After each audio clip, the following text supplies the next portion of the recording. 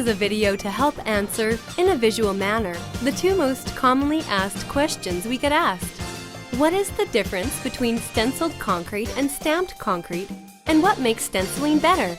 I will answer that for you and much more, but I warn you, some of the pictures we are going to show you are graphic by nature and are meant for mature audiences. I will not only show you why stenciling is a far superior process, but I will also show you what makes stamping inferior and why even the most experienced stamper can have problems. You will have to wait until after I show you the pictures though. We want to see if you can figure out why these uncontrollable blemishes occurred. Now, while some stamping contractors can avoid some of these scenarios I'm going to show you some of the time, I will show you it is impossible for them to avoid these issues all of the time, on all jobs. No matter what your contractor tells you, this can happen to them. In fact, it has happened to them, and at one point or another, it will happen again. The question is, will it happen on your job? When we, as a business, are talking about this topic, we are speaking from experience. Not only were we in the stamping business for over 5 years, we have been in the stamping repair business for 6 years now, which makes us more than qualified on both ends of the decorative concrete spectrum. There is, however, a very specific reason why we got out of the stamping business, and it is not because it wasn't lucrative, but because it was very unpredictable by its nature. Now, don't get us wrong. There are qualified stamped concrete contractors that take the necessary precautions and have the tools and knowledge to minimize these bad scenarios. But the question still remains, which contractor is it and when will it happen to them?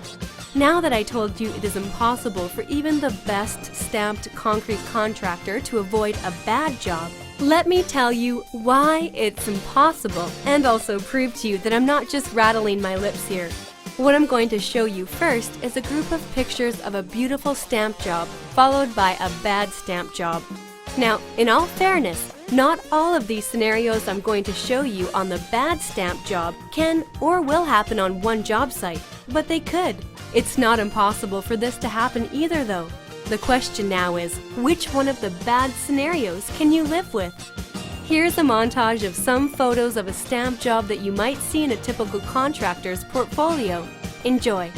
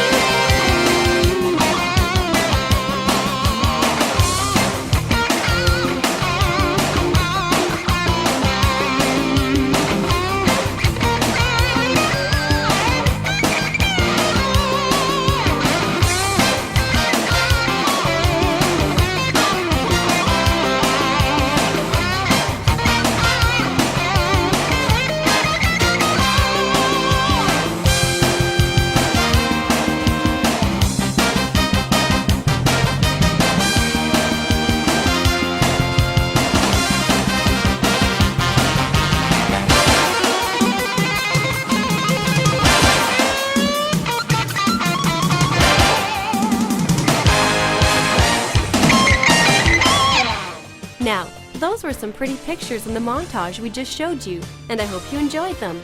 Unfortunately, I can't say that about the next set of pictures of bad stamping scenarios you are about to see. The following is not for the squeamish or faint of heart.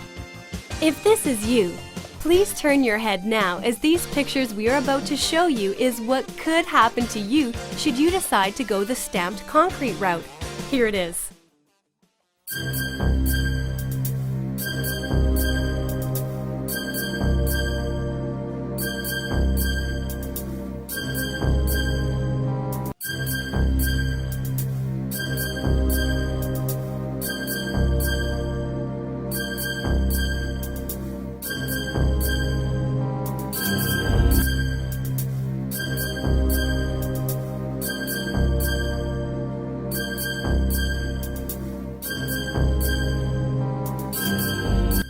Wow, that was rough and ugly.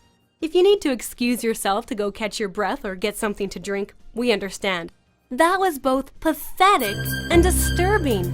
Now, ask yourself these questions. Do I want to look at these blemishes every single day? Can I sleep at night knowing these flaws are there? Do I want to try to argue with a contractor about these issues? Do I want to pay my hard-earned money for a job that looks like this?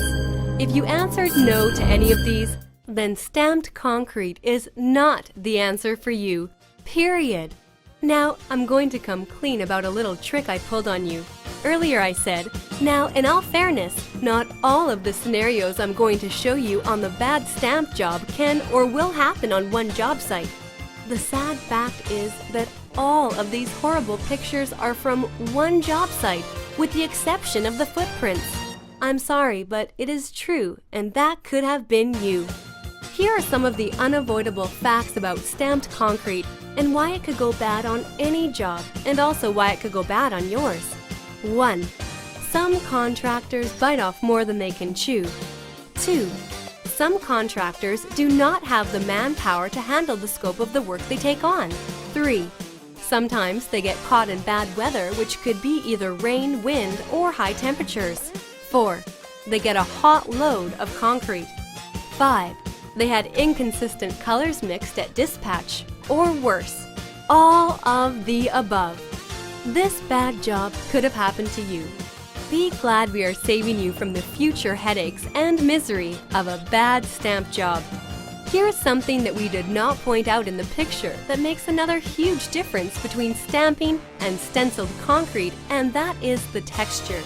While stamping has multiple patterns to choose from, it still only has one texture. With stenciled concrete, you have many textures to choose from. They range from very aggressive to semi-aggressive, which also makes stenciled concrete safer to walk on. This should be taken into serious consideration, especially if you have children or elderly individuals who'll be walking or playing on your project.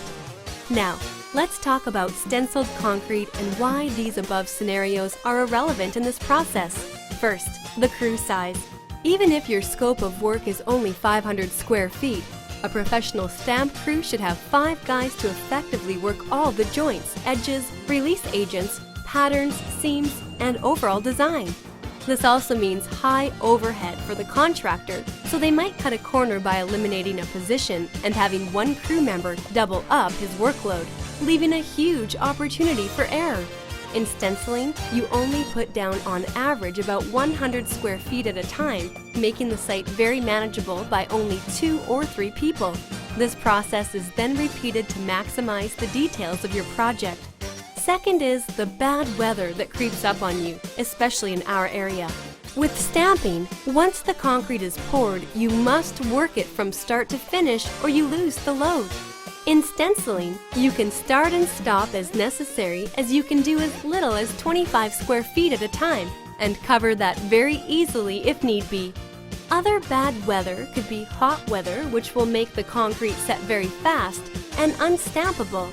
With stenciling, even in 90-degree plus weather, heat is a non-factor, as again, we can control how much we put down at a time, whereas in concrete, you have to pour what came in the truck.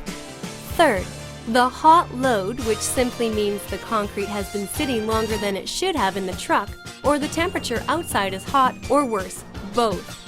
The concrete could sit too long in a truck for multiple reasons, such as the driver getting lost coming to the job site, or the driver was stuck in traffic.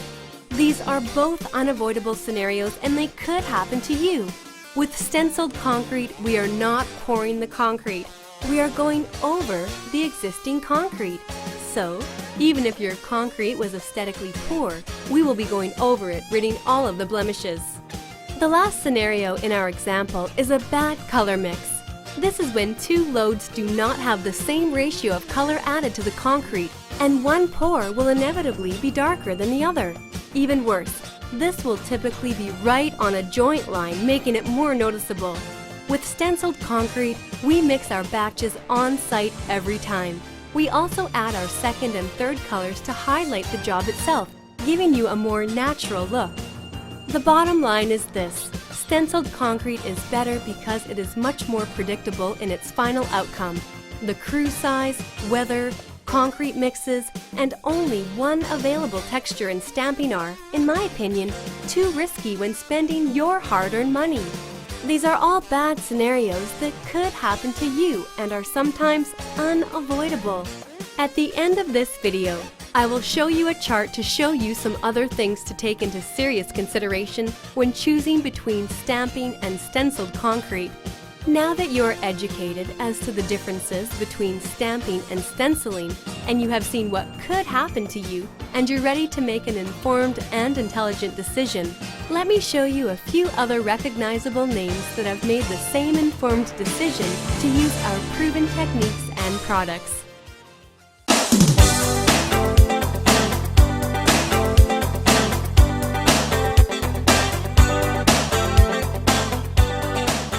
Thank you for your time, and remember, Decorative Concrete Surfacing is who we are, and badass concrete is what we do.